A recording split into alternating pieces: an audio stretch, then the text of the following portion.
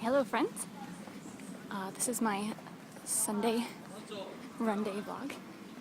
I just finished a 12K run down by the lake. It was very nice. It took me just an hour and 40 seconds and I'm just cooling down now in the park.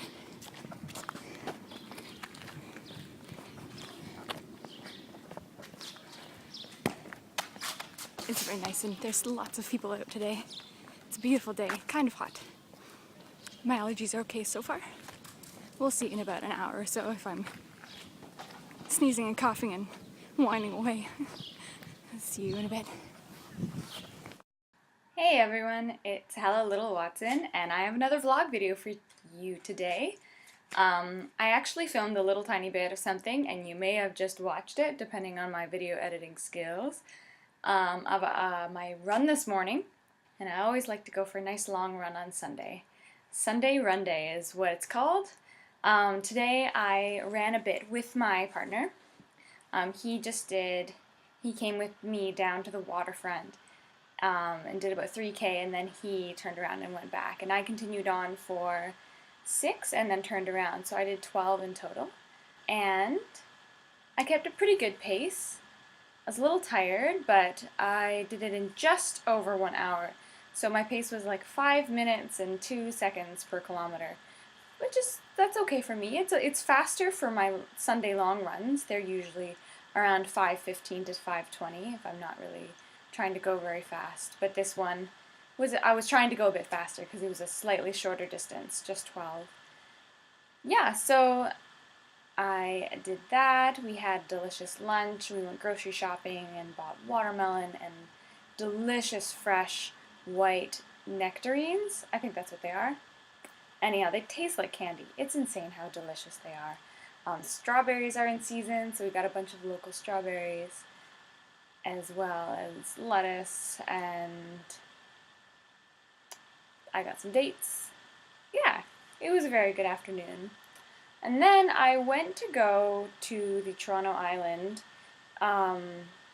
which is a nice place. There's beaches, there's fun things to do. And I went down there on my bike, and I had a bunch of watermelon in my basket, chopped up, and all my things. And it was a zoo just to get a ticket for the ferry. It's not very expensive to go to the island, but you do have to buy a ticket for the ferry. And it is 2 ways, obviously. The lineup took me 40 minutes to get my ticket, so then I got it because I was still kind of stubborn, yeah, I'm going to go to the island. And then once I got my ticket, it was this insanely huge crowd, and I didn't even get on the next ferry because there was too many people. And it had been over an hour since I got there, and I still wasn't even on the island. So I gave up and I went home. I came home and had some of the watermelon myself, and then just I've been super chill and relaxed all afternoon. Reading, watching stuff on YouTube, just nice things like that. Cleaning, I guess. I have been cleaning a lot today. Tidying up. So yeah, and then I decided now it's time to do a vlog. I've had my dinner, I'm relaxing, and well, I still have some more stuff to clean, like everything that's behind the camera right now is a little bit messy in this living space. But yesterday, I went to a triathlon-specific sports shop with the intent to learn about renting a wetsuit for my race in 2 weeks.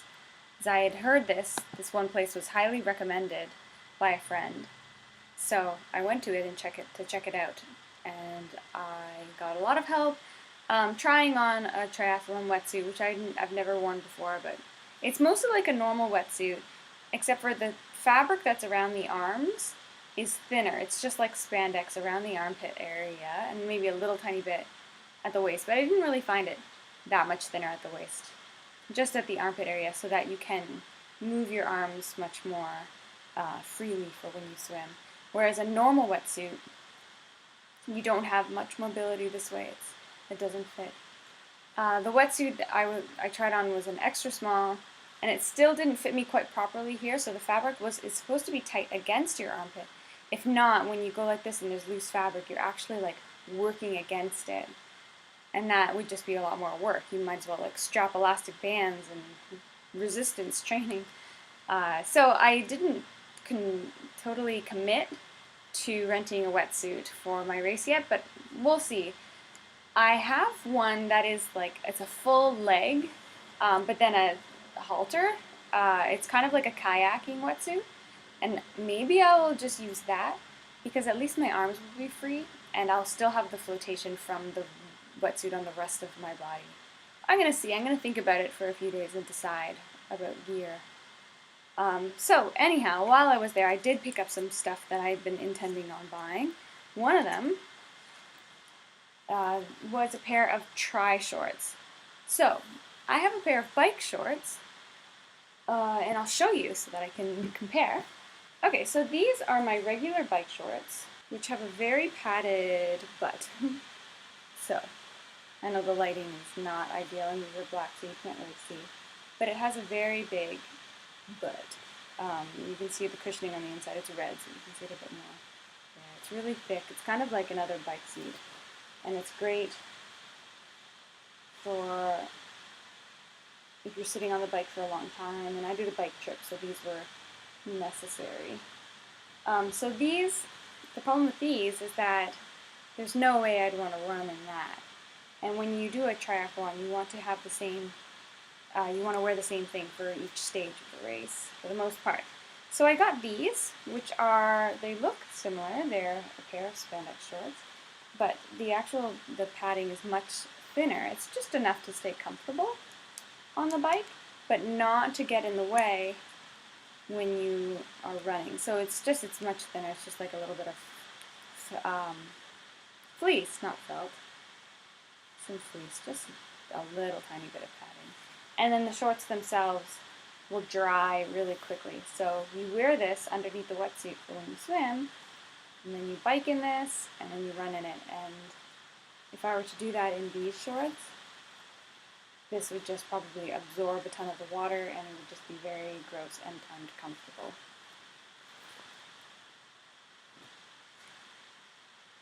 Yeah, so that's something that's kind of cool. I have some shorts.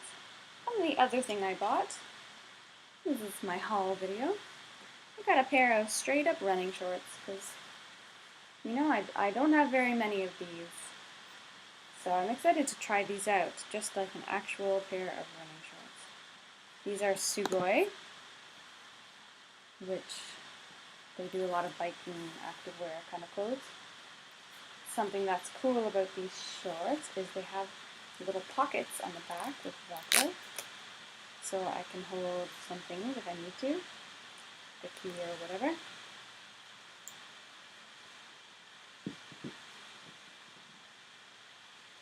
That's what they all look like. So I'll have to try these out. So here are the tri-shorts on. They are a thinner fabric than my bike shorts, but they do have a really tight elastic around the edge here, so it makes me a little lumpy. I like it. I feel fast.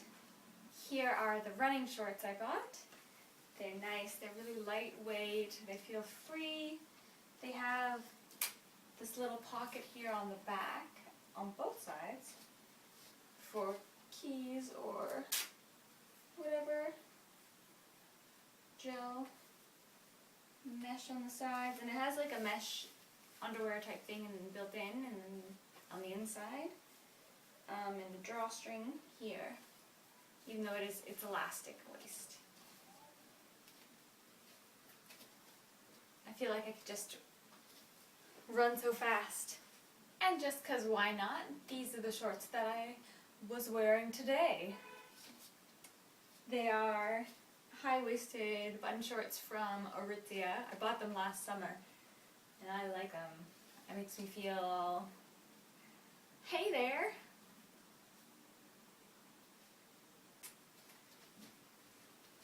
It's summertime.